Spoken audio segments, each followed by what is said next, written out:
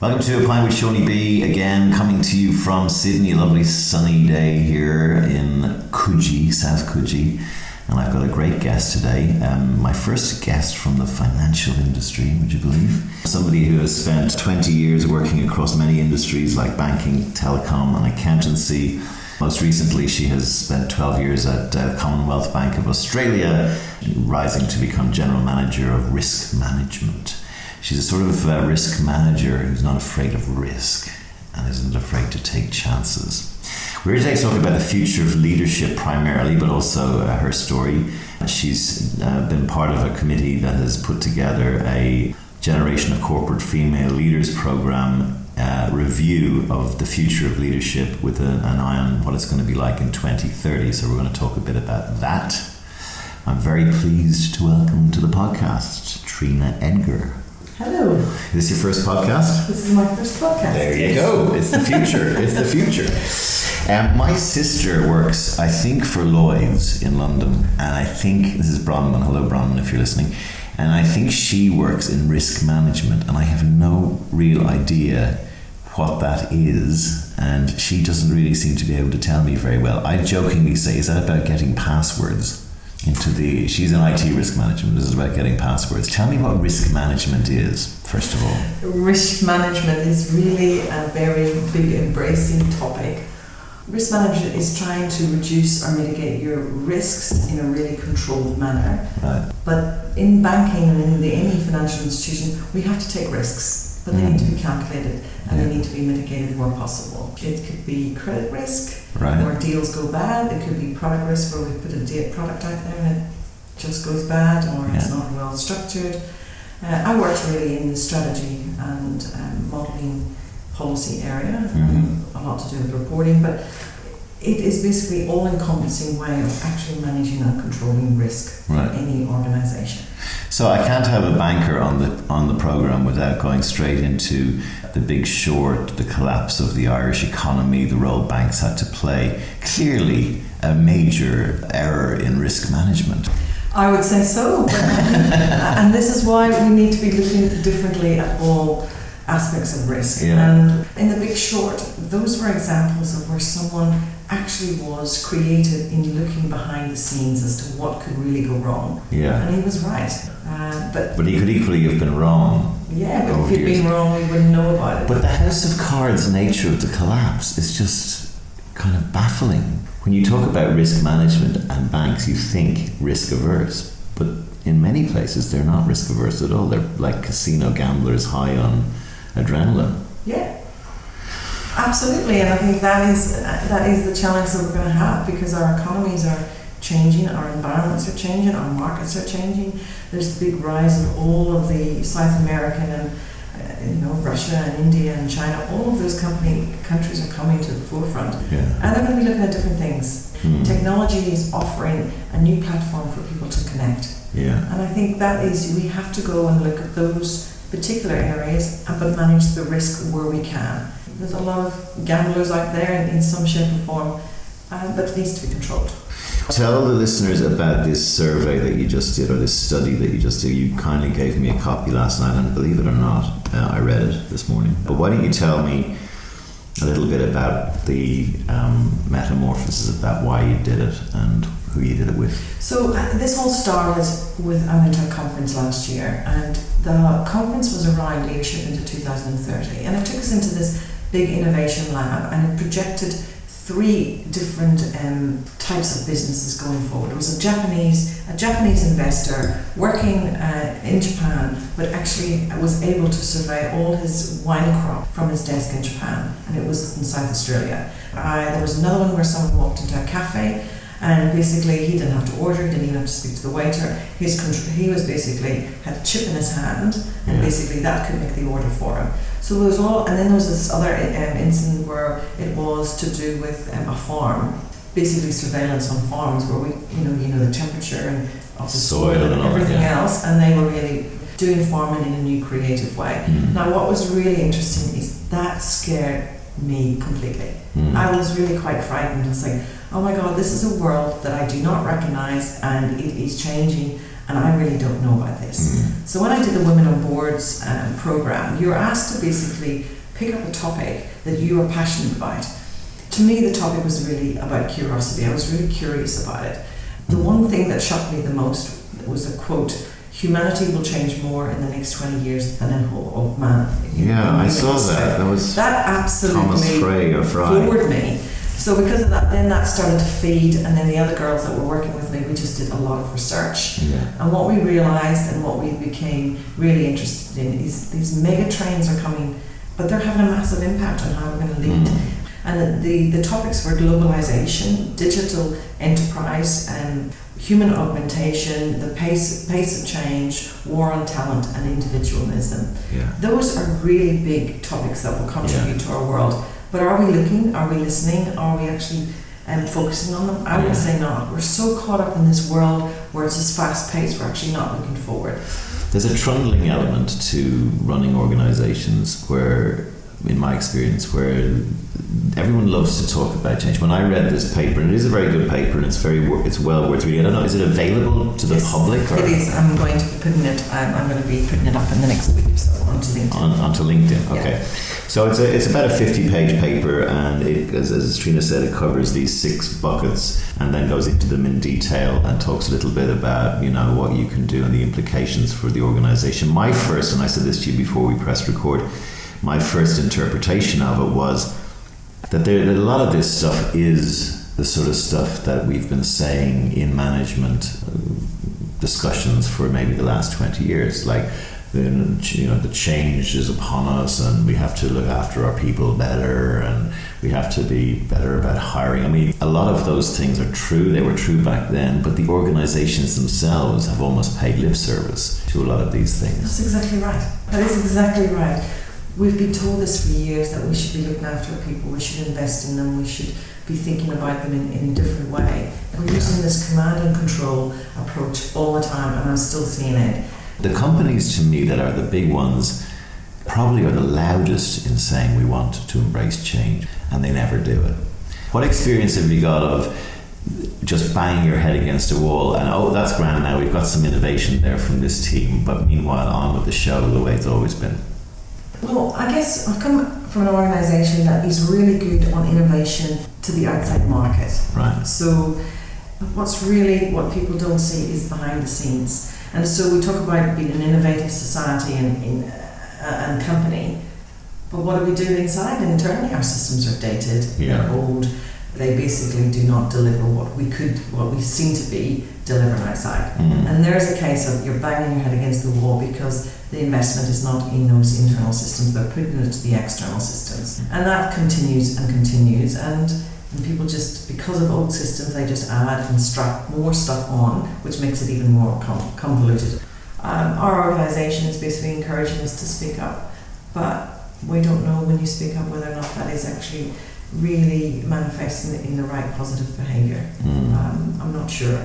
I know that within our organisation, people are reasonably paid, and in some comparisons, some semi-senior people at a financial institution would be getting paid more than a CEO in a big organisation externally. Yeah. So bankers are generally well paid, and managers feel they can push them that bit harder. You're getting enough paid. So these financial institutions can actually attract so much talent. But talent that is probably, if left in the market and somewhere else, could have added so much more value.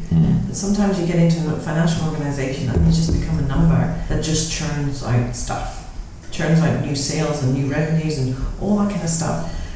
You just become a number. But I think that's where it's coming. They talk about banking not being here in 20 years. They talk about it, just being a commodity that is actually easily adapted and really don't need these big branches. And so I would say banking will be disappearing. 40% of the companies that are here today will not be here in 10 to 15 years' time. Yeah. So we need to be looking for those new ideas and those new companies, and that's where we need to be putting our talent as an economy into those new things. And I think Australia is trying to do that by giving funding to innovation and innovation awards.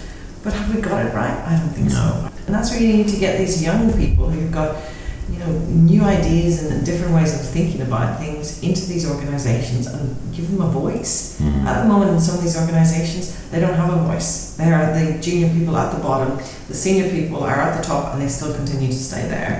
And they're not thinking outside the box. Well, they're thinking about the last 10 years they have left, or the last 20, they're trying to get to the end game of retirement without anything that rocks that boat, that affects share price, that affects share options, whatever. I mean, particularly your focus is on leadership.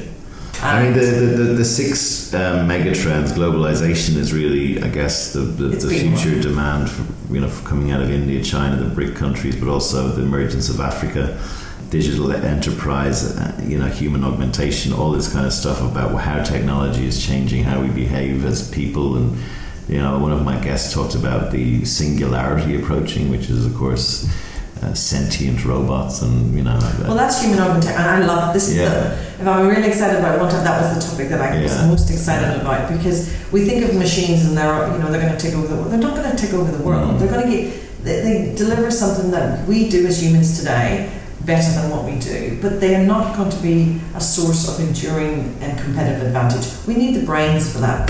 The machines can't do that. And until we actually get an acceptance of, actually, you know what, we should put as much to machines as possible. We still need the people, we just need them in a different capacity. I mean, I take it, the issue of, chips embedded into us, maybe in our brain, all that kind of stuff. Stephen Hawking and a lot of these people are actually deeply concerned about robots getting maybe a stupid, but like one of these very rational brains that you sometimes meet from time to time, who have no maybe EQ, but can still make decisions. And then the sort of decisions they make, for example, missing the nuance of hitting a nuclear button and missing the fact that two people talking might be able to solve it. There's a very rational 1 + 1 = 2, bang, I hit the button back, right? I mean, that's a very extreme case. But it's a bit scary, though, that a chip would be in our hands. We're looking at a year and a half away. But it's not inconceivable, is it? No. I mean, I think. Well, I would actually say it's inevitable. I would just be very concerned about the big brother element of that. I mean, they talk about if you had a chip inside you, people know where you are all the time. But they know where you are today with mobile. Well, people have you can leave your mobile at home. Yeah, but generally people have their mobile now attached to their hand. I know. But they said that they could maybe kill somebody by pressing a button and that person gets exterminated. It's how far does it go? It's great if it's just, I don't need to take out my credit card. I can zap my lights from like Harry Potter when I come in home, but it's the sort of downside, the control over mass protests, the control over anything like that. If you incapacitate people, the Manchurian Candidate, so it's been around in science fiction. Those of you listening will probably, the more astute listener will detect a accent in my guest today. It is from Northern Ireland. She is from Tyrone, is that correct? Yes. What was it like growing up there? Very difficult. I kind of grew up in the Troubles, in an area of Northern Ireland that had a lot of terrorism on our back door. We were next door to an area that was very political, and the secret of growing up in Northern Ireland is not to get involved in any related things whatsoever. And unless you're caught in the crossfire, you basically are left alone. Keep your head, and just do not get involved. And I think that's the secret of just being. It was a pretty scary place now that you look back on it. Really scary, when you accidentally ride your bicycle up to your grandmother's house and you're in the middle of the Bobby Sands funeral that you didn't know was coming because no one had warned you as a kid that you shouldn't be travelling on that road. So those were, and when you're driving to school and you've seen an army truck blown up on the side of the road. Those are, and one of my big memories of being a kid in a place called Dungannon was there was a code that if you were in a supermarket as a kid, you saw a kid in a supermarket and the bomb alerts went off, you grabbed that kid and you took him with you. So when I was probably 6, and I can still see that the supermarket, the alarm went off. My mum was nowhere near me. I'd obviously ran around another aisle. This lady grabbed me And I can remember just seeing my feet just trying to touch the ground. But she was travelling, and we all ran out of the supermarket, and the police said, everybody down in the middle of the town square, and the supermarket went up over the top of it. Shakers. And this lady basically shielded me. She threw me on the ground, and she put her whole body over the top of me. Wow. So that was blown out, over us, and our faces were all sooty. And was there many killed? 6. No, there was no one killed. They got them out. Yeah. But that was quite, a scary memory. It's interesting the way that but back in the day, those listeners who probably don't know what was going on up there, there was the IRA terrorists were and loyalist terrorists were at each other's throats, but they used to generally, when they were putting a bomb in a public place, they would generally try and ring in a warning.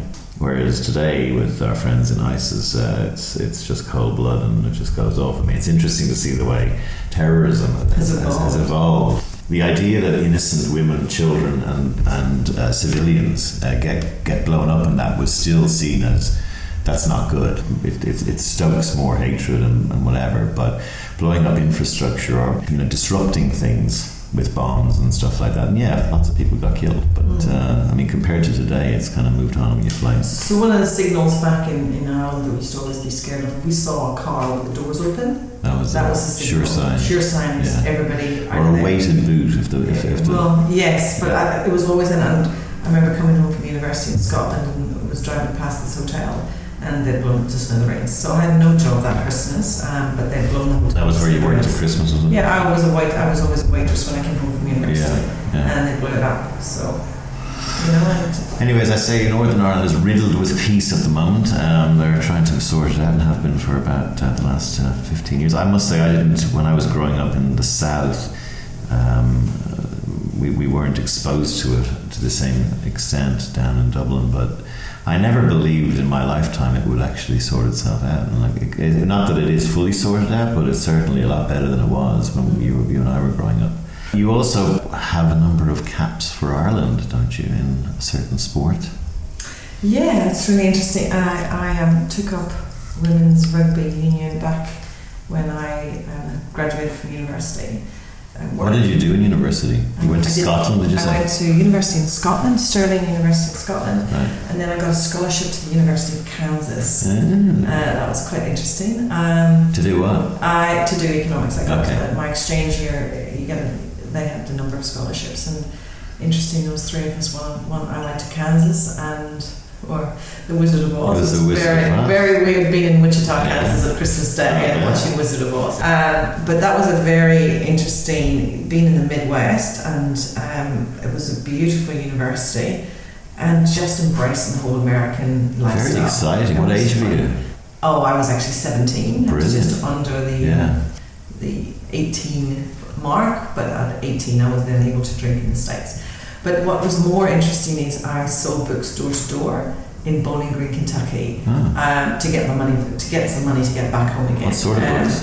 Children's books and cookbooks, and so I had enough money to get home and pay all my debts and everything. And tell me about the rugby then. So the rugby. So when I went to university, or after university, I started my chartered accountancy exams in London, and basically I needed to get some outlets. So I turned up at a rugby club, and within 2 years I got into Irish Exiles, and within another year I was playing in Ireland in the first World Cup.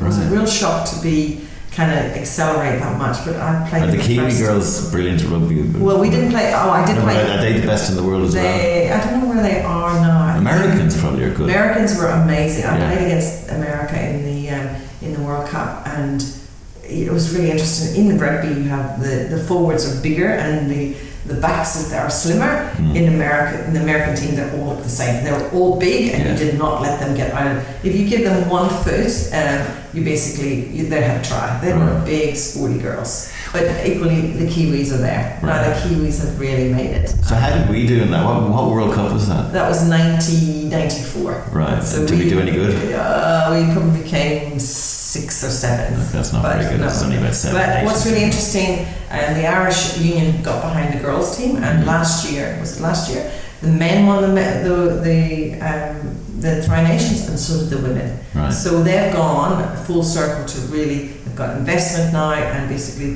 the Irish Union are putting money behind it. Great. Back then, it was really, we had to pay for our own way to get to Dublin. Interesting talking about rugby, which is the only sport historically, well, one of the only major sports in Ireland that actually is representing North and South of Ireland represented on the Irish team. Other sports have separate codes for Northern Ireland and for the South, so rugby is a little bit of a unifier in Ireland, right? It's interesting though, I have to tell you this, that the men would sing the United Anthem, but the women never would. And it was interesting. So what anthem did you sing? Around the Vein.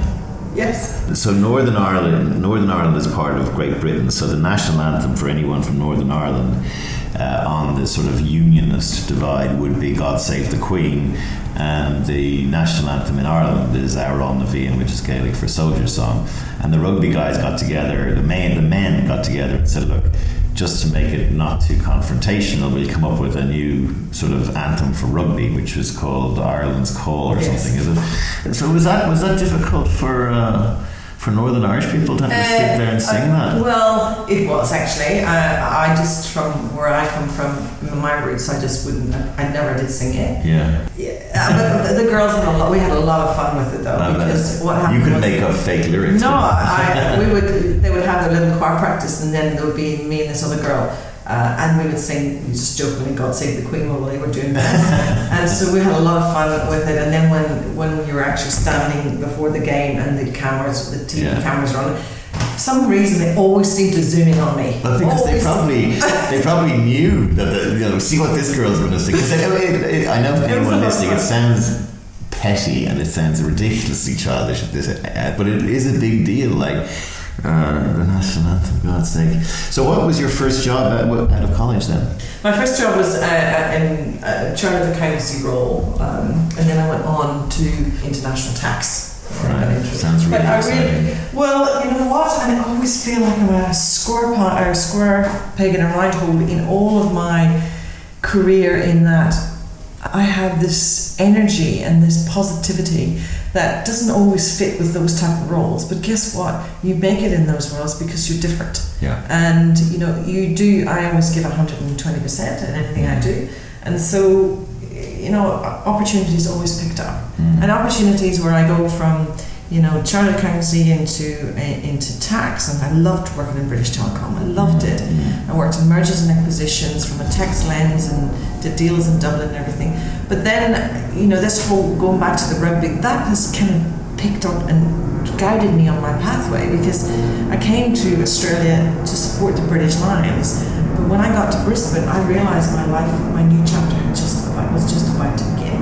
And for some reason, why? Because I don't know how do you describe that, but it's something, there's a feeling inside that's like, this feels right. And it feels right because, when I decided eventually that I was going to emigrate back, everything worked. I got a job, I got a visa easily, I got all of that stuff. And I believe that rugby led me to that decision, because I wouldn't have been here otherwise, has led me to that position. And I'm alive today because of it. Because I got really sick with breast cancer twice, and if I hadn't had the medical care that I've had here, I don't think I'd be alive today. Really? So I have this big thing that's going to happen in my life that I am You here. mean versus the UK? Yes, my mum got breast cancer at the same time. I lost her when I was going through it. Both of us diagnosed within 6 weeks. What age were you when you first got breast cancer? 34. God. So, and she had it at the exact same time? She had it 2 years after me, and then 3 years later she got it back. I was going to go back to Ireland to basically support her. She said, no, you have to get your checks done. You've got your 5 year coming up. When you get to the 5 year, it's generally, you're in pretty good shape if you get to the 5 years. I was diagnosed again at the 5 year slot. So within 3 weeks of my mum being diagnosed, I was diagnosed too. And you've got to listen to your head sometimes, and your heart. I had a discussion with my oncologist that we always got on, but that day I was really annoyed with her. She just did something that kept me waiting for 2.5 hours and all of that. And I was really angry that day. And my partner said to me, why don't you just hold off on chemo? Why don't you just delay it? If I hadn't delayed that chemo just even then, I wouldn't have been at her funeral. I wouldn't have been there. And I think sometimes... So to explain why. Because I had that gut feel that something wasn't right. Yeah. That gut feel, and that the decision I made was defer your chemo And because I deferred my chemo, I was then able to go to her funeral. She died 3 months later. Oh, okay. You cannot get on a flight on chemo because your white blood cells are basically depleted, and right, they pick up any type of infection. So tell me about how, because I think you're the first person who's a survivor of cancer who I've had on the show. Tell me a little bit about that and the impact it has on you and how you got through it and what lessons you learned. The lessons I learned was to be positive. I never really believed it was the end, and I didn't go into that, self-destruct mode. And I think when you go into that self-destruct mode, that is the beginning. You're giving your body permission to keep going with cancer. Yeah. I got the best treatment. I went with everything I possibly did. But I also discovered other things. I learned to do meditation. I did all the Chinese herbs. But the one thing that I think has probably saved me the most is emotional cleansing.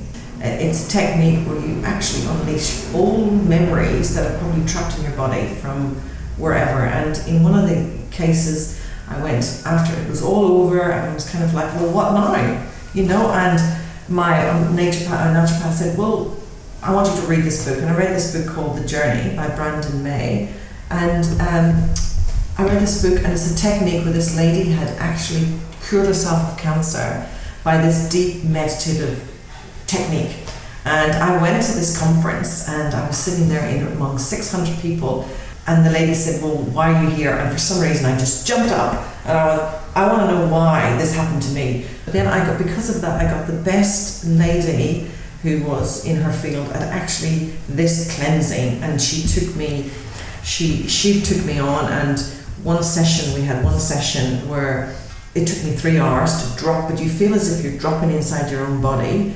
And basically she unleashed a memory of me when I was 16 years old, when something not so good happened to me. And she took me back to that memory, and I could see the colours, I could smell, I could see the lights, I could hear the voices, I could see everything in that memory. And what she'd done is she'd taken me back to that memory so I could forgive it. So she opened the box, and she basically unleashed that memory, and then was it traumatic? It was really traumatic, and the tears came, and once the tears came, there was no stopping the tears. And as a result of that, then when I went through the whole process of forgiving and moving back and then closing it back up again, I can tell you, she said to me, you're going to feel pretty awful for the next couple of days. I had no idea what she was talking about. I could not get out of bed for the next 2 days, because what I felt like there was something creeping underneath my skin. Wow. And what was happening is it was probably this incident that was trapped in my body, and the only way I can think of it is the body was releasing it. And after 3 or 4 days, after coming back to normal, I felt like I was walking on air. And it was this amazing, like, coming alive feeling. It felt like something had just been lifted out of my body. And so I have proceeded over the last 10 years to do this cleansing every 2 to 3 months. And I'm going on Saturday to just make sure that, I'm just doing this maintenance check of just cleaning stuff out. Yeah. But I can tell you, there was one incident when I got diagnosed the second time after my mum, and I did this session. I basically went to see her. I couldn't even speak. I was in so much fear.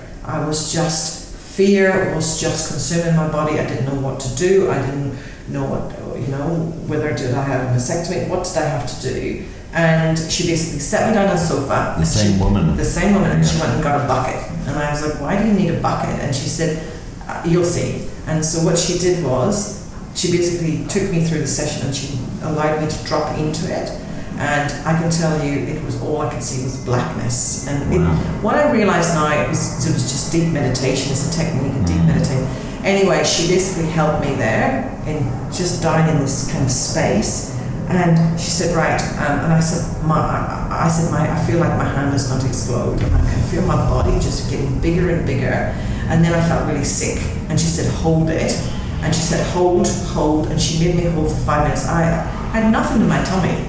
But she said, you've got to hold it. And what was happening was, she was making me face the fear. And she made me face the fear, and it was just so real. It was just like, I felt my body was just about to explode. And once she said, hold, and then I said, I can't hold. So I ran to the bathroom, and I was really ill. Really? And I sat back, and I actually used the bucket there, and then I had to run to the bathroom because it came out of me the other side too. Right. So it was coming out of me at the top, and it was coming out of me at the bottom. And it came out of me in like waves. Right. And then after about an hour, I got myself all cleaned up and I sat down on her sofa and I closed my eyes and all I could see was a sea of purple.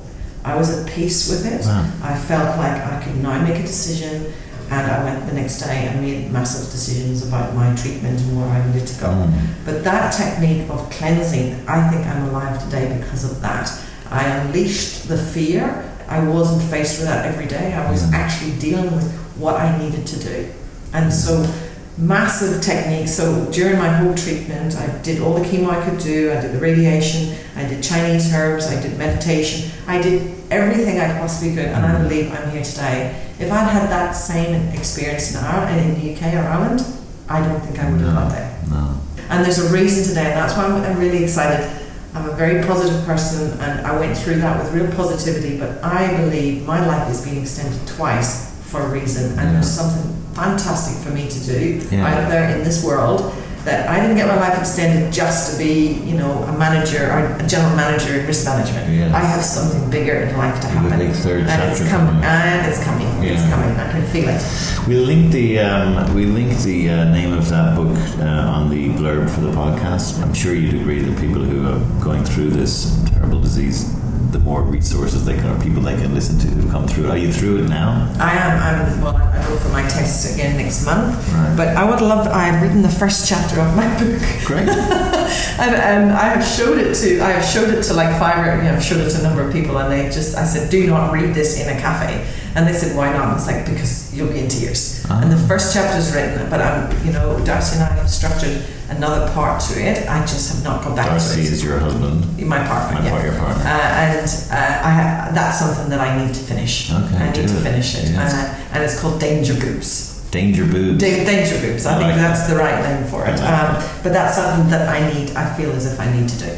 One of the things that just to finish, we talk a little bit on the show. I like the idea that maybe the podcast may be of use once I have a lot of them done to, 18, 19, 20-year-old people who are trying to work out what they do with life. What would you say to your 19, just back from Kansas self, looking back on your career? What sort of advice would you give yourself?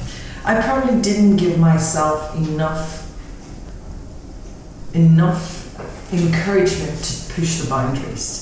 In England, you kind of get into a rut and you go into this job because that's what everybody else does, and you do this and you do that, and you kind of fall into a rhythm. I think I should have just gone travelling, explored the world a bit more before I actually settled on what my career was. Because I feel, and a lot of people say, I have a really creative side to me, in risk management, but I'm designing stuff that is not what they do. It's looking at things differently. I have this innate creative side to me that I don't get to use all the time. So I feel as if I probably put myself in, this whole financial world when actually I should have been doing something completely different. So do the travel, basically question where you're going, and not just take the first job that comes along.